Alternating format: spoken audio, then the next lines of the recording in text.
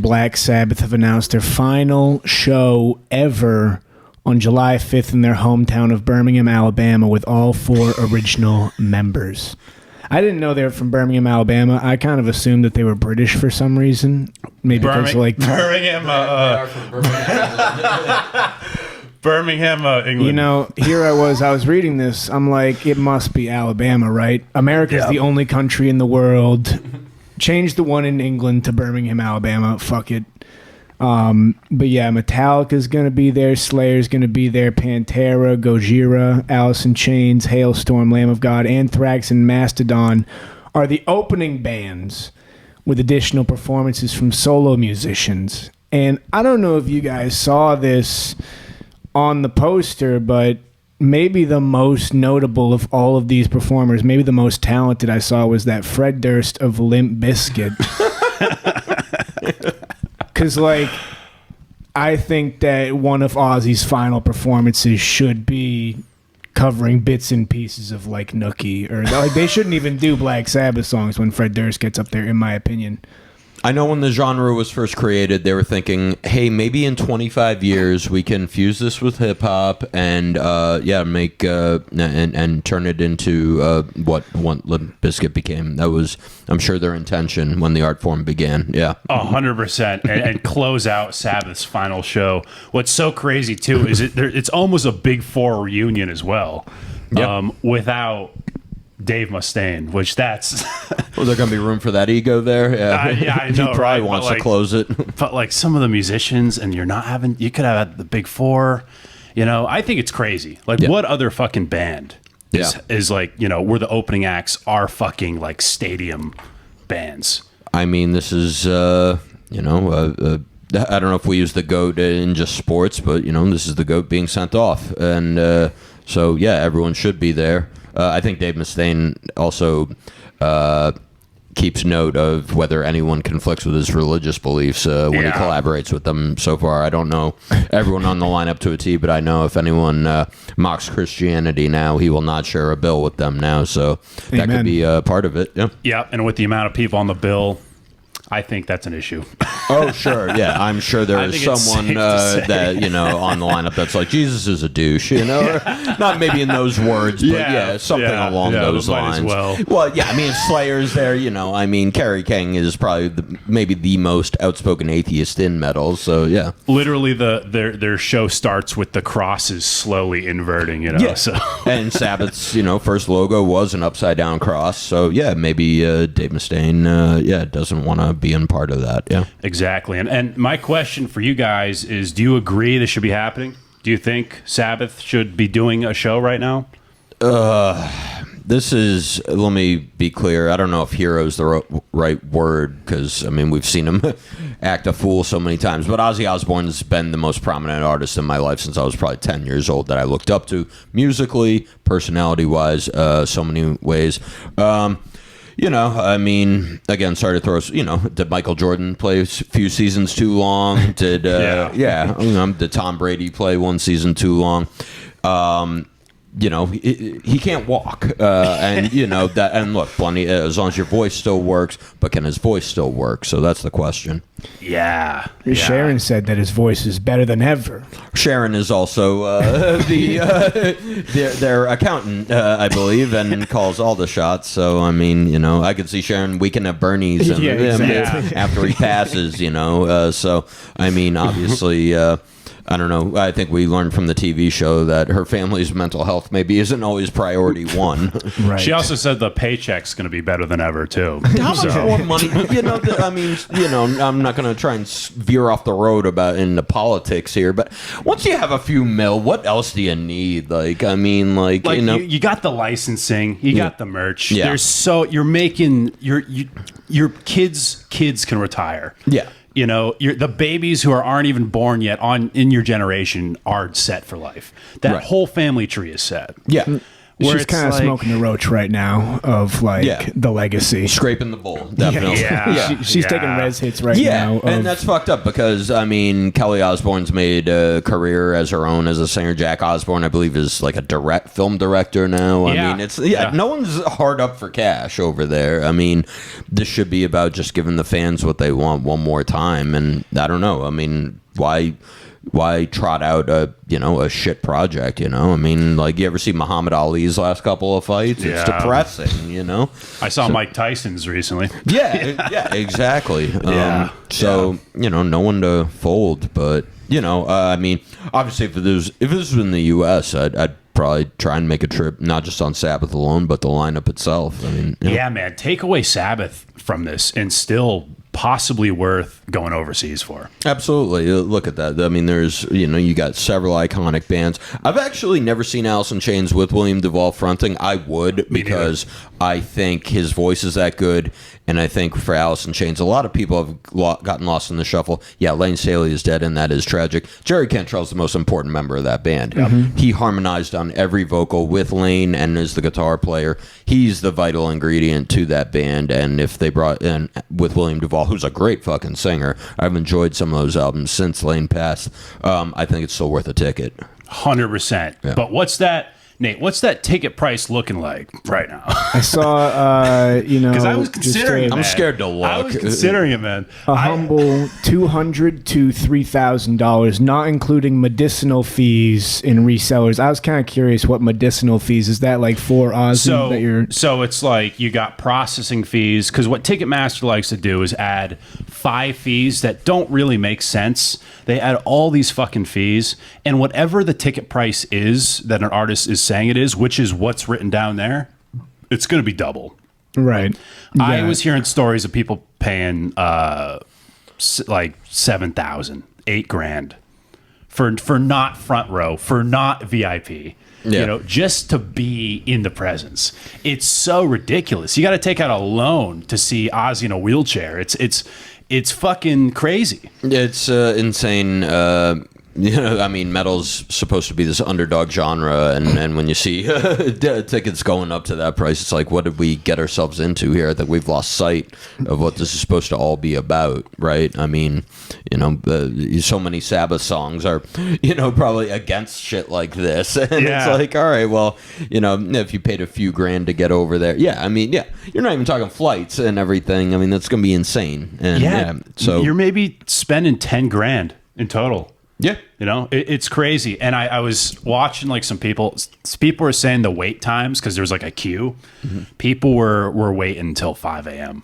I went to an Ozfest where if you got in the queue early, I think it was 2007. It was the year Lamb of God and Hatebreed were there. It was I got my ribs fucked up pretty good in that one, but if you got on in the first couple hours, it was a free ticket. No shit. This is not like, what the fuck? He's been this, like long time seller. This is 07. So this was after the Osbournes were a TV show. They were still looking out for, the little guy. So I don't know what's happened since then. But it's like metal's become like a yacht club now. Yeah. It feels, and then all the music is shitting on the rich. It's like, it's the irony is ridiculous. It's very sad. And, and going to see, and I didn't go to Maiden that last time they were in Worcester. I mean, for a number of reasons. But yeah, that ticket price was absolute bullshit. I've seen them for as low as, I think, $30 before, Yeah. I can't imagine. I can't imagine paying $30 to see a band even nosebleed, man. And that was in Worcester, actually. Yeah. This was like 2003. Dio Solo was opening. Oh, Jesus Christ. And it's like, we were actually going to see that show. Yeah. I backed out for the same reason. Yeah. It's like, I'm not paying $200. Yeah. I had a friend hit me up recently. He's seeing Dylan in Xfinity Center. Yeah. And he's like, we can get nosebleed for like $130. I'm like, are you fucking high? What? I'm like, no fucking way, man. Dylan? Really? Mr. Beatnik himself. Yeah. Oh my God. Crazy. Okay. Well, maybe they'll do another part 2 with Timothy Chalamet, and he can talk about what a sellout he became. Like, Timothy Chalamet as who was the guy in the movie recently? Bob Dylan? Yeah, as Bob Dylan. Yeah. Would be, and I don't know. That's a whole thing. I hate Timothy Chalamet. Oh, really? Oh, yeah. I thought he was good in the movie, actually. Yeah. Yeah. Willy Wonka. Yeah, exactly. Yes, Yeah. Are we missing anything else? Is that everything, Nate? Well, the proceeds are going to be donated to Cure Parkinson's, Birmingham Children's Hospital, Acorn Children Hospice, Sharon Osbourne's G-Wagon, whatever drug she Is that what wants she calls to a do. plastic surgeon now? Like, I mean, yeah. I mean, I don't even recognize her anymore. It's insane. I know. Her Yeah. BBL, that's her G-Wagon. Yeah. It's like her face is like inflated. Yeah, it's pretty disturbing now. Yeah. I mean, yeah. Like when your husband is considered like the most infamous drug addict in rock and roll of all time and he looks more natural than you do. Like what does that tell you? Yeah. Yeah. This guy has done everything in the book and then some, I mean, and he looks like a more natural human. Like, he does, man. Yeah. Well, I'm really, really nervous about this whole thing. I just want to say there's so many things during the concert. I'm just happy to see Iommi. That's really my main thing. Where I'm like, to see Tony again will be fucking great. I'm nervous for Bill Ward because of his heart attacks and his health. He should have fucking been on the final live album since the beginning. Yeah. It's ridiculous that Ozzy had to be wheeled out of a hospital for this to happen, you know, and I really hope that, you know, someone doesn't drop dead the night before this tour because we're kind of in that territory.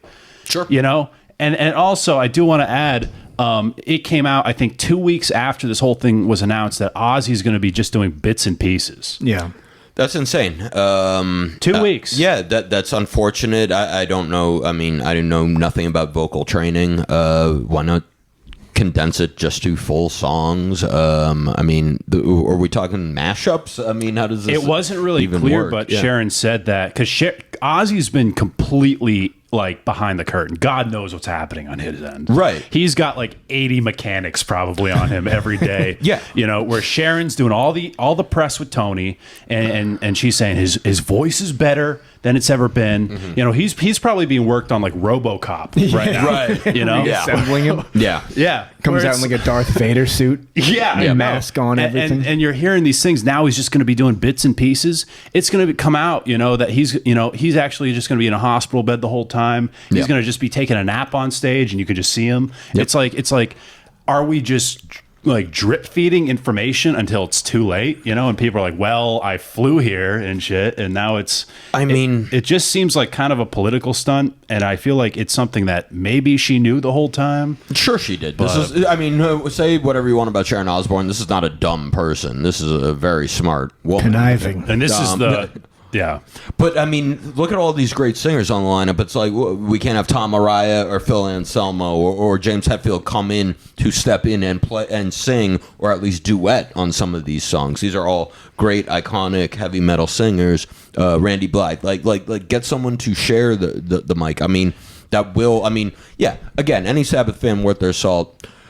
I know the past probably 2 times I've gone, it was to just see Tony still sound like the most iconic heavy metal electric guitarist ever, and that's important. Yeah, Maybe even guitarist too. Oh yeah. I mean, from a personal standpoint, no one does it more for me. I mean, it's insane. Yeah. Invented a whole genre. Yep. Yeah. With 2 cut off fingers, it's insane. Yeah. Yep. Yeah. And also with Sharon being the child of what's his name? Don Arden. Arden, you know? So Yep. Yep. God. Is that everything, Nate? For Yeah, Sabbath? this might sound more, but I feel like it's more than anything just like a tribute, like a pre-mortem tribute to like Ozzy Osbourne. Yeah. Is that like crazy to say? That this feels almost like it's like a celebration of all this, like, because they're basically saying like we're just gonna like pay tribute to him by like all coming on stage. It's like an Irish wake before they die or something. Yeah. Basically. All right, bring your handle of Yeah. whiskey and let's get on with it. Yeah. And they Right. did say that it's going to officially be his final show, Right. Ozzy's final Look, performance. Ozzy's been talking about retirement longer than he's been healthy in rock and roll. The first time this was entertained was the No More Tours tour in '92. That is, by my math, 33 years ago. I saw that tour in 2022. Yeah. So in 1992, Sabbath had started 23 years prior. So he's been talking about retirement longer than he's not been talking about retirement. Yeah. So, yeah. look, I mean, a lot of these guys, there's that romantic Keith Richards, Lemmy, like, keeping going on forever, but no one's immortal. And we're going to see it next with Keith. So, yeah. And before we move on, any cuts you want to see? And if you were to say, if there's any Sabbath song you want to hear them play? Oh, Children of the Grave. That's probably my all-time favorite Sabbath song. And I've seen them play it live. They may have opened with it when I saw them in 2013. They were plugging that Rick Rubin produced 13. I believe. 13. Yeah. 2013. In 2013. Yeah, I believe they opened with that or War Pigs. But I mean, either way, just blow your head off. But they played it up top. It felt always more like a late show kind of song to me. But that's still my favorite riff. Just the way it's handled, and that whole Master of Reality vibe is still perfect. How about you? Yeah, and such a simple fucking riff, too. That's so great. Megalomania for me. Oh, sure. And I know they're never going to do it. No. But my thing is, please, they kind of did it on the last one. Do a melody of Dio stuff and Tony Martin stuff. And do a little bit. Ozzy will never do that. I know, man. But he and Dio apparently buried the hatchet before he passed, but I mean that's but never. Sharon hasn't, Right. And it's like like Sammy Hagar and David Lee Roth are never gonna be like even at each other's funeral, like all right, rest in peace. I was better though. I know I'll never hear that Zero the Hero riff again, but right. I pray, and I think if it's gonna be the final Sabbath show. Just, and we're going to have, and Ozzy's going to be in and out, like at least do like a melody of some of the Tony Martin stuff and the Dio stuff. And the fact that Tony Martin isn't really invited or playing, but Rudy Sarzo is, and all these like Ozzy guys, I feel like, Iommi and Sharon should have at least met halfway. Sure. I mean, and Jake E. Lee, I believe I see is on there too. Yeah. No Zach. That no was Zach. But he'll be with Pantera there, so maybe he will. The politics are so weird because like also Zach wasn't on like the last two Ozzy solo stuff. Well, I think he was just busy with Black Label or maybe solo or whatever. I mean, he said family. He didn't get a call. Oh, really? Yeah. Oh, because I always considered them to be like family. Yeah. Me too. He calls Sharon mom. Yeah. And Ozzy's godfather to his kids too. I believe. Yeah. What a godfather, man. I know, right? Yeah. Yeah. All right. Well, that's that. Jesus, that's something I am very looking forward to watching a live stream of. Jesus. Mm-hmm. Bold prediction here. I think they're going to have a 16-minute cover of War Pigs where you see all of these additional performances come out like the Sugar Hill Gang and just pass the mic off one by one. And just everyone does one line from War Pigs. Yeah. Just never ends. I'd like that. Fred Durst rapping the lyrics. Right. Just like witches at Black Message.